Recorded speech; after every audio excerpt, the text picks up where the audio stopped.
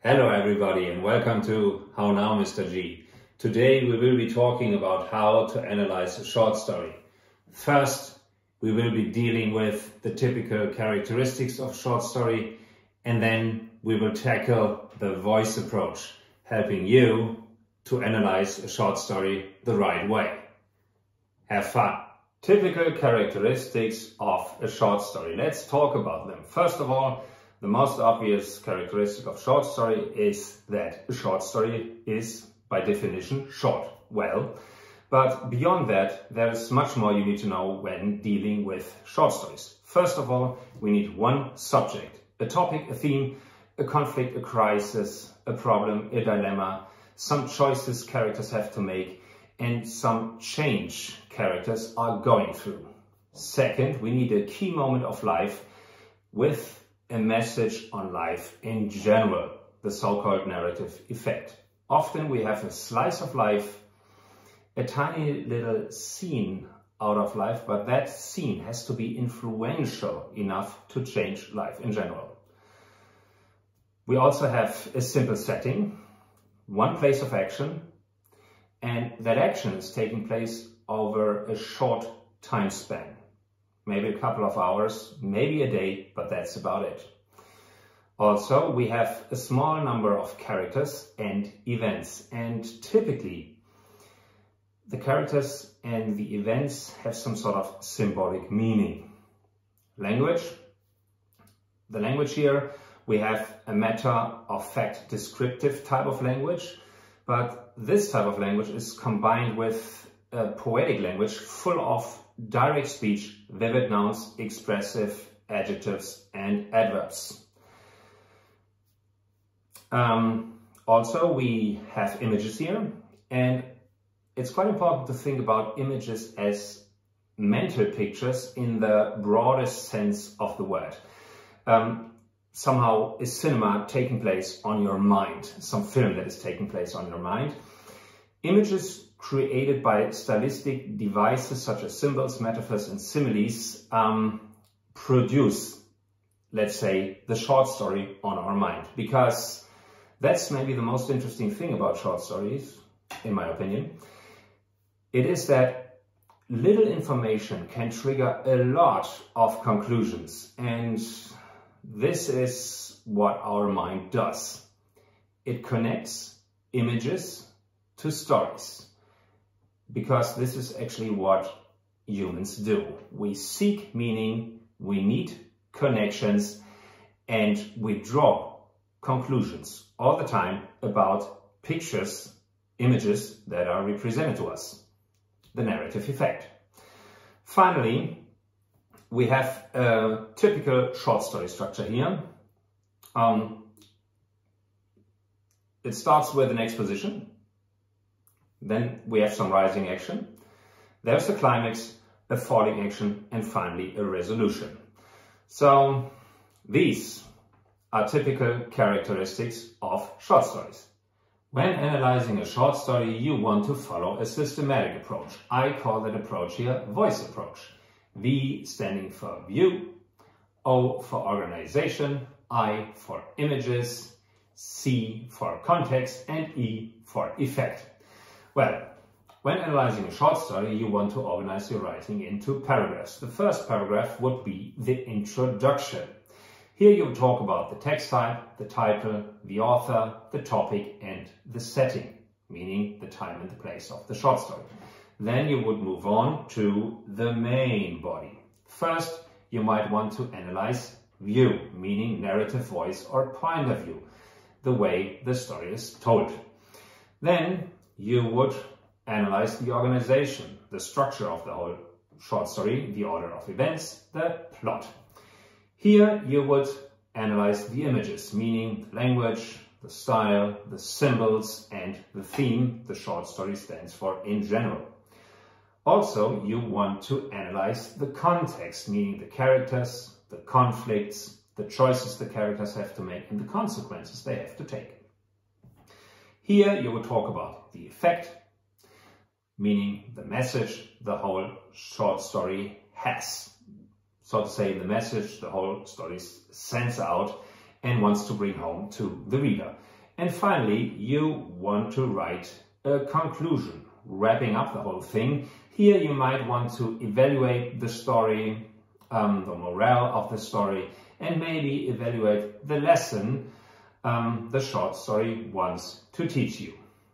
Okay, now let's take a look at the main body and follow the 5 elements one after another. By the way, when writing a paragraph, please don't forget to start with a topic sentence, then you write your elaborating sentences, so to say, or your elaboration, and finally a concluding sentence, giving the reader of your work orientation. And teachers love orientation when reading your work, believe me. When thinking about narrative voice, point of view, narrative perspective, view, we're thinking about how a story is told and how that way of storytelling affects us as readers. The point of view decides how the narrator lets us look at the story, and narrative voice marks the way of how, well, the narrator tells us the story. The idea is rather simple. Different ways of narration, storytelling, create a different relationship between the reader and the narrator. Sometimes that relationship is rather close, and sometimes it's rather distant. We want to think of a story as some sort of circle, and it's quite a big deal whether the narrator is inside that story, part of the story, or if the narrator is outside the story, outside of that circle.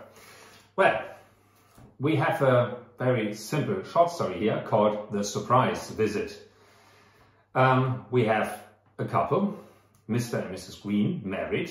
Ding dong, the doorbell rings and a surprise visitor drops by, an attractive young lady with a boy. Right, so far so good.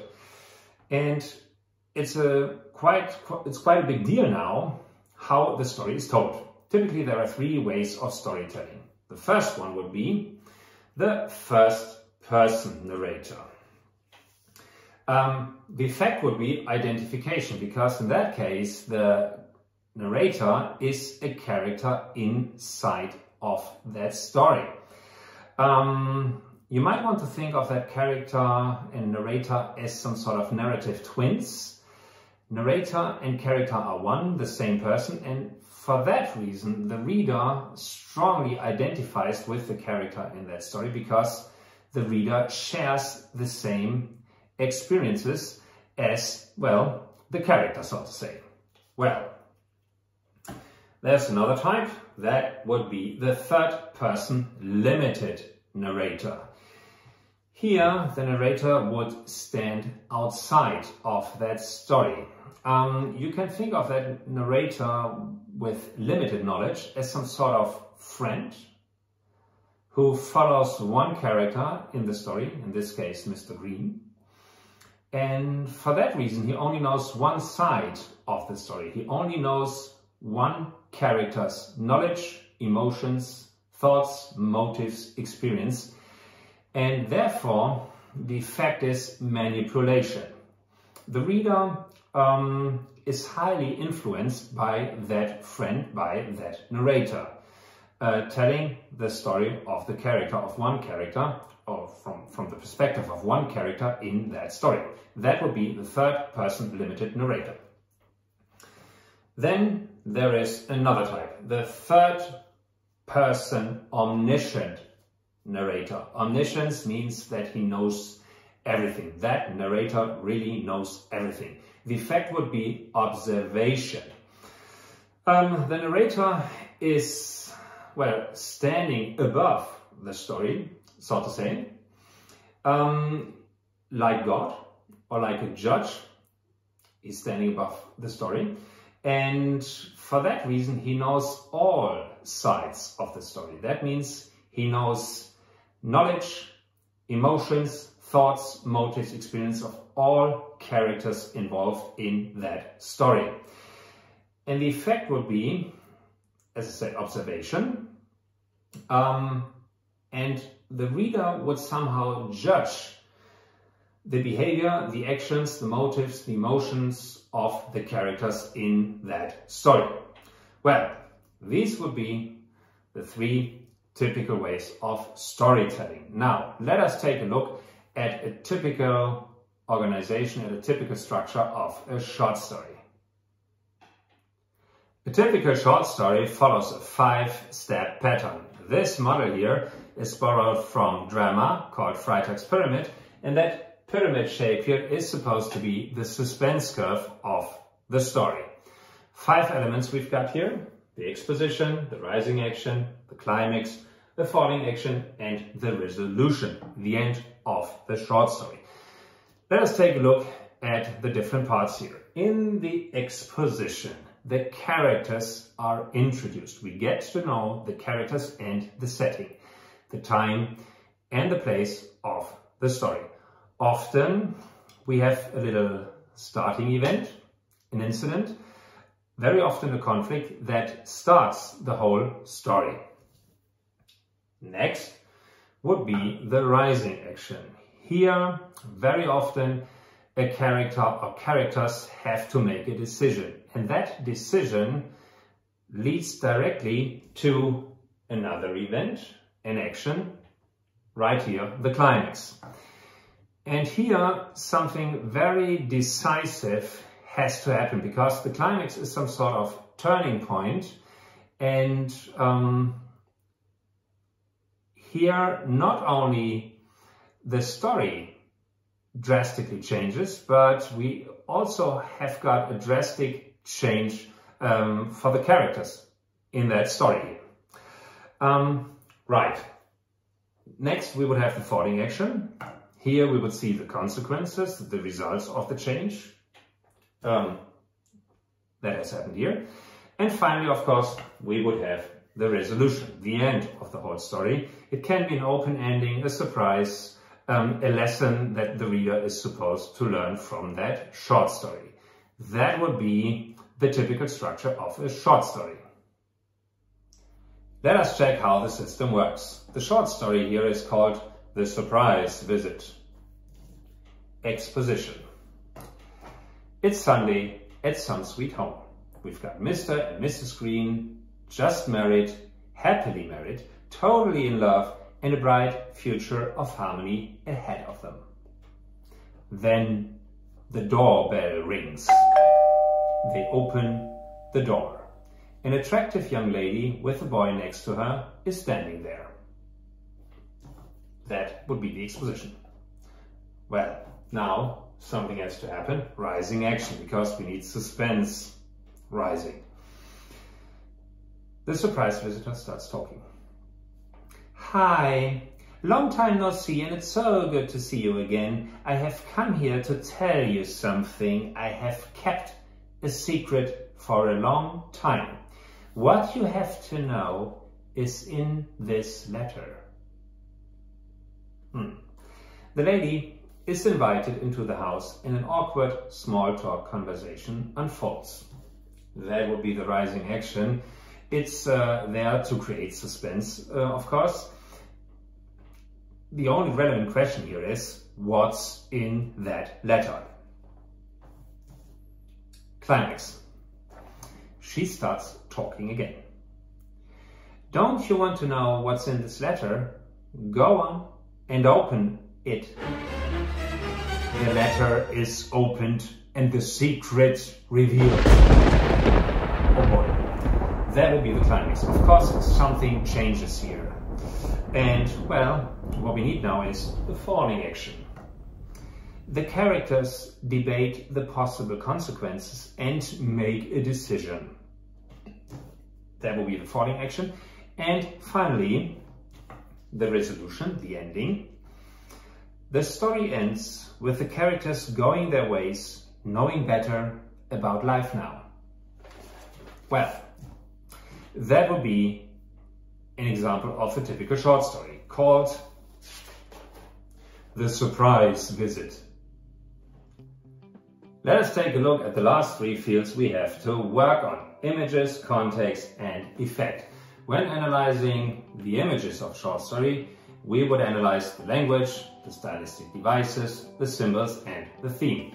Here, in that little short story, here we've got an obvious symbol. Remember, a symbol is a concrete thing, such as a letter, standing for an abstract idea. And short stories need symbols to create a broader meaning. Short stories are short, they need symbols to create a wider meaning. That's basically it. So the symbol here, the letter, could stand for, well, love, it could stand for friendship, it could be blackmail, aiming at revenge. It could also stand for change or for hope. Everything you want. Well, the theme, please don't confuse it with the topic. The topic is rather simple. There are visitors visiting someone. So far, so good. Very simple.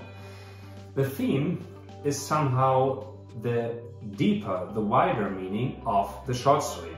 For instance, well, basically what the short story stands for. So the whole short story could stand for hope, love, friendship, responsibility. So the whole short story is a symbol in itself, so to say. Well, when talking about context, you would talk about the characters, the conflicts, the choices they have to make, and the consequences they have to take. You would talk about the character constellation, you would talk about the main characters, the minor character, the main characters, of course, having various characteristics, making them complex characters, and the minor characters, well, typically simple characters having only one characteristic or maybe a simple function in that whole short story. You also want to talk about the way the characters are characterized. Do we have direct characterization? In that case, the narrator would explicitly and directly tell you what the characteristics are, the telling technique. Or do we have indirect characterization, the showing technique? In that case, the narrator would show you, well, behavior, language, emotions, thoughts, and knowing that, you have to conclude what the characteristics of the characters are, the showing technique, so to say. Well, the interesting thing about short stories, said already, is that you get very little information, and that little information can trigger a lot of conclusions. So a short story is a little bit like a mind game, because lots of the conclusions are not in the story, but inside of you. For instance, here we have that short story. Well, she is a surprise visitor, so to say, carrying a letter. And maybe you have concluded that she might be an ex-lover of the husband, and that letter here tells you, or tells the husband, congratulations, you've got a son. Possible, a possible conclusion. But, well, none of this was actually said. It could also be that she's simply a friend visiting. Maybe a friend of the husband, or a friend of the wife, or a friend of the family, so to say. It could also be a sister visiting them, maybe the husband's sister or the wife's sister. So a lot of the conclusions or the interpretation is of course done by you, the reader. Well, last thing, that would be the effect. Here you would talk about the message the short story has for you. Here you might want to ask some questions. For example, who is to blame for what has happened in the short story? Or can you understand a character? Can you understand the character's actions? Can you understand thoughts, emotions? Or do you understand the short story as a motivation for you, or as a warning? Or, well, basically, there's only one question that is actually quite important. When you want to answer what the message is, you might want to ask yourself, what does the short story mean for you?